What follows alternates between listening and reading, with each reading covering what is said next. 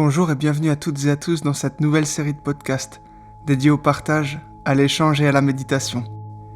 J'ai à cœur que vous puissiez emmener avec vous, dans votre quotidien, de la joie et de la douceur, que ce soit dans votre voiture, au cours d'une balade, allongé sur votre lit ou dans votre canapé en train de savourer une boisson chaude. Ce temps, il est pour vous. C'est parti.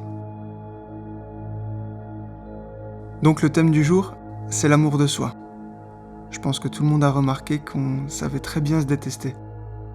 Qu'on se détestait en permanence. On se dénigre, nous-mêmes, au quotidien. On fait tomber quelque chose, on s'insulte. On échoue, on s'insulte. Quelqu'un échoue, sans nous en rendre compte, on va lâcher une petite pique, une blague un petit peu agressive. Et ça fonctionne pas. Ça fonctionne pas parce que quand je demande aux gens d'apprendre à s'aimer, je vois qu'ils savent pas comment faire. Je vois qu'ils sont perdus. Je vois que c'est pas confortable, qu'ils sont mal à l'aise, que c'est gênant presque, que c'est pas possible. En fait, se dire je m'aime, pour eux ça résonne comme de l'ego, comme du narcissisme, comme s'ils étaient un but de leur personne. On s'est mis en tête que s'aimer du coup c'était égocentrique. Mais on n'a pas vocation à être toujours tourné vers l'extérieur, comme bloqué dans un monde de miroirs, où on attend la réponse toujours de l'extérieur, la validation, l'amour. Tout devrait venir de l'extérieur alors. Bah je crois pas. Je crois qu'on a le droit de s'aimer. Je crois qu'on a le droit de se dire je t'aime. Et que ça soit adressé au cœur, simplement, avec la même pureté qu'on adresse un je t'aime à un enfant. Le podcast du jour, il tourne autour de ça. Parce que je remarque que on a beaucoup plus de facilité, en fait on a beaucoup plus travaillé le chemin vers la colère contre soi, vers le fait de se dénigrer, vers la négativité, que l'inverse. Mais la première fois que vous êtes rentré de l'école, et qu'on vous avait dit que vous étiez gros, grosse, con, moche, eh bien c'était pas confortable de vous retrouver devant le miroir, à répéter la même chose, à vous insulter, comme pour vous éduquer vous-même. Ouais, c'est vrai, t'es moche, regarde-toi comme t'es moche, etc., etc. C'était pas confortable, mais c'est devenu une habitude. Vous l'avez répété pour plus souffrir. Vous vous êtes entraîné à vous faire souffrir vous-même, pour ne plus souffrir de l'extérieur. Et avec les années, vous vous rendez compte que toute votre vie, elle tourne autour de ça. Du « j'ai pas le droit »,« moi, j'ai pas ma place »,« je me sens exclu »,« je me sens rejeté »,« j'ai peur qu'on m'abandonne ». Ce n'est qu'un écho de cette première phrase que vous avez prononcée et répétée, de laquelle vous avez fait une habitude, au jour le jour. Et bien il s'agit de faire exactement la même chose mais à l'envers.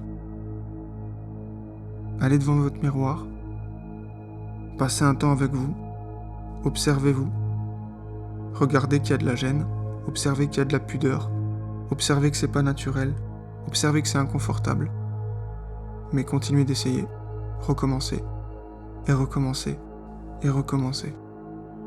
Pourquoi ? Parce que c'est ce dont vous avez besoin. Personne n'a jamais eu besoin de se faire insulter, c'est pas un besoin. Par contre, un besoin d'amour, ça c'est essentiel.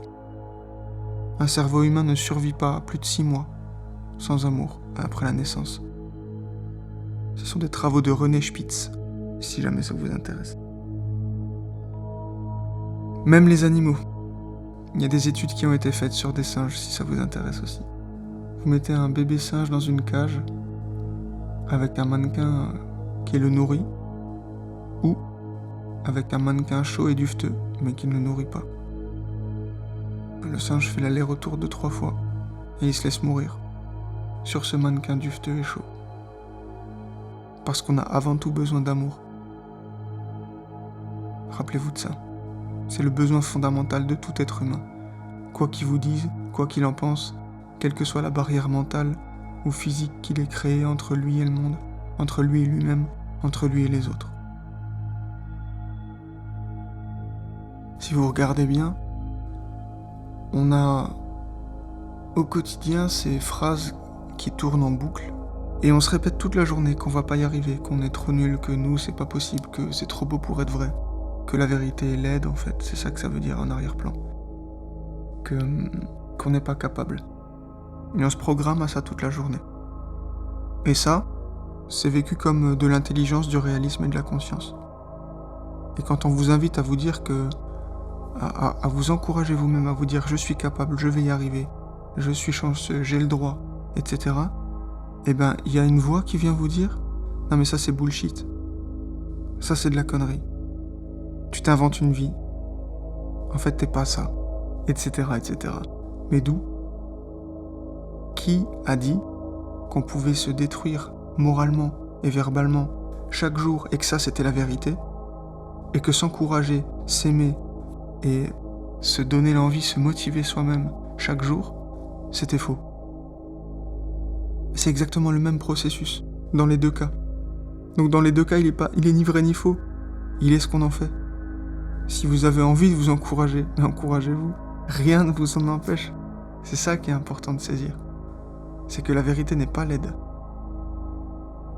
On a souffert d'un événement, et on a tiré des conclusions sur ce que c'était que la vérité. Et on s'est arrêté de la connaître et de la découvrir. Du coup, on n'a pas pu se rendre compte qu'on la créait. Jusqu'au jour où, après 20 ans, ça fait 20 ans qu'on s'insulte, et ça fait 20 ans qu'il se passe rien. Et là, on comprend qu'il y a une logique. On comprend qu'en fait, ça peut pas arriver. Ça peut pas se passer si on n'y croit pas. Parce qu'on ne voit pas ce qui se passe. On voit ce qu'on croit. Et si on croit en l'impossible, on voit l'impossible. Et c'est encore une preuve de votre force de création. Vous avez le choix de la perspective. Bonne nouvelle, non? Donc pour se défaire un petit peu de tout ça, j'aimerais vous proposer une méditation. Donc si vous le voulez bien, vous pouvez marcher tranquillement si vous êtes en balade, et écouter ça sereinement au volant, ou alors vous asseoir ou vous installer confortablement, dignement, et commencer à vous concentrer sur votre souffle, en prenant par exemple une grande inspiration.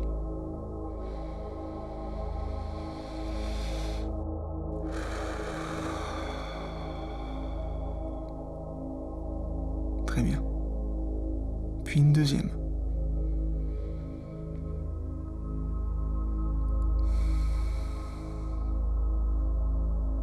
Super. Et une troisième pour la route.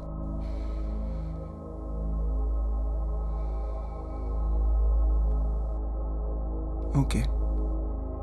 À présent, vous allez concentrer toute votre attention sur votre corps.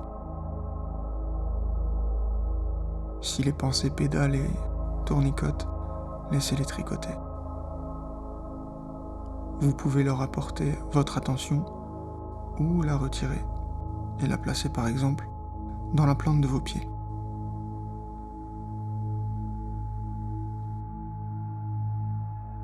Et vous imaginez que de la plante de vos pieds partent des racines qui viennent s'enfoncer profondément dans le sol, très très profondément. À mesure que vous respirez, leur chemin se propage, s'infiltre, creuse un sillon et viennent se brancher sur un cristal qui pulse. À chacune de vos inspirations, vous ressentez une nouvelle énergie monter dans votre corps. Elle démarre par les chevilles. Elle remonte dans les mollets, passant par les genoux, les cuisses, le bassin,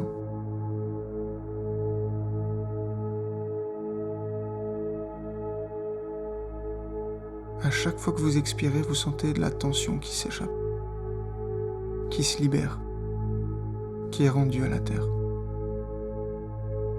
Et à chaque fois que vous inspirez, c'est ce cristal qui pulse, toujours plus fort,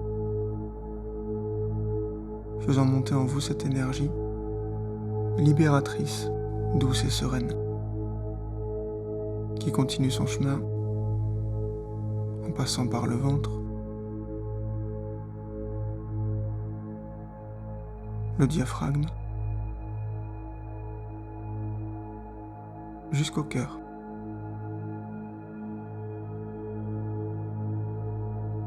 Maintenant, vous pouvez imaginer qu'en provenance du ciel, descend un rayon qui entre par le sommet de votre crâne et nettoie toutes les pensées, les idées, les doutes, les questionnements, les problèmes, les images, la tension. Et vous respirez ça. Vous respirez la détente de votre front, des sourcils,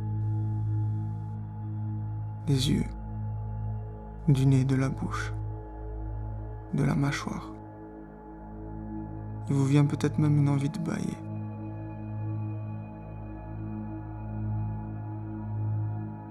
Le rayon continue son chemin par les oreilles, descend à l'arrière du crâne, dans la nuque, et libère toute la colonne vertébrale, jusqu'au bas du dos. À l'avant, elle descend dans la gorge et vient également rejoindre le cœur. Les deux énergies s'y rencontrent et fusionnent, dessinant une porte. Vous êtes face à elle et nous entrons ensemble.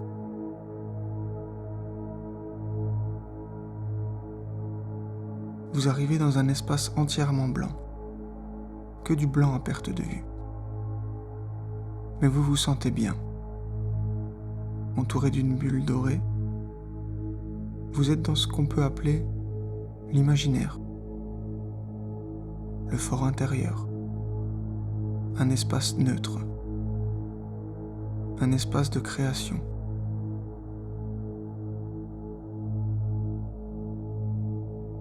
Je vous fais remarquer que, non loin de vous, se trouve une personne, assise, par terre. Les genoux pliés, la tête dans ses bras. C'est comme si elle ne vous voyait plus. Elle est entourée de sombre et de grisaille. Des mots tournent autour de sa tête. Rejet, abandon, critique, pas assez, pas à la hauteur. Que dois-je faire? Comment? Je ne suis pas suffisante. Ce n'est pas suffisant. Que dois-je faire pour que? Pour qu'il? Pour qu'elle? Enfin. C'est sans fin. Je n'y arriverai pas. Je n'ai plus envie. Et nous avançons vers elle, vers cette personne.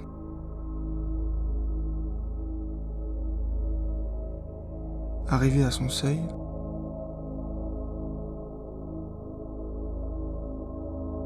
vous soufflez. Vous soufflez d'un vent si puissant que toutes les idées, sombres, fausses, s'estompent, s'évaporent, sont volatilisées sous la puissance de ce souffle qui vient directement de votre cœur. Et vous tendez une main. Vous tendez la main à cette personne assise, effondrée jusqu'alors, et vous la relevez. Elle se jette dans vos bras en pleurs. Et vous la serrez de toutes vos forces. Vous lui dites à quel point vous l'aimez, à quel point elle vous a manqué.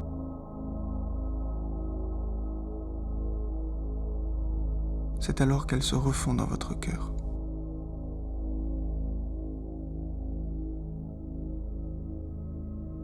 et vous voyez apparaître devant vous une autre personne. L'incarnation de la bonté en somme. Vous le voyez dans ses yeux. Vous la voyez irradier d'amour, de lumière, de gentillesse, de douceur. Elle n'a que de la tendresse pour vous.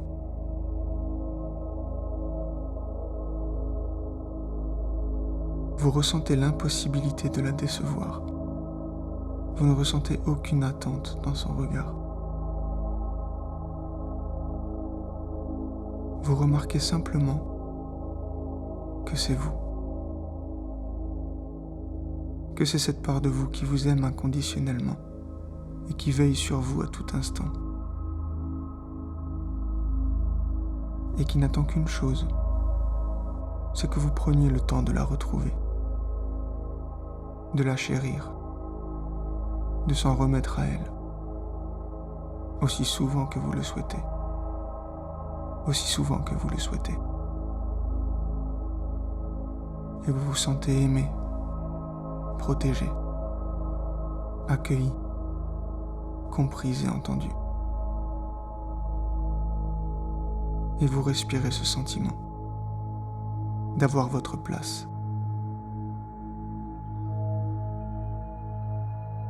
Tout ce qui résonne en vous, c'est un « je m'aime ». Je m'aime depuis toujours.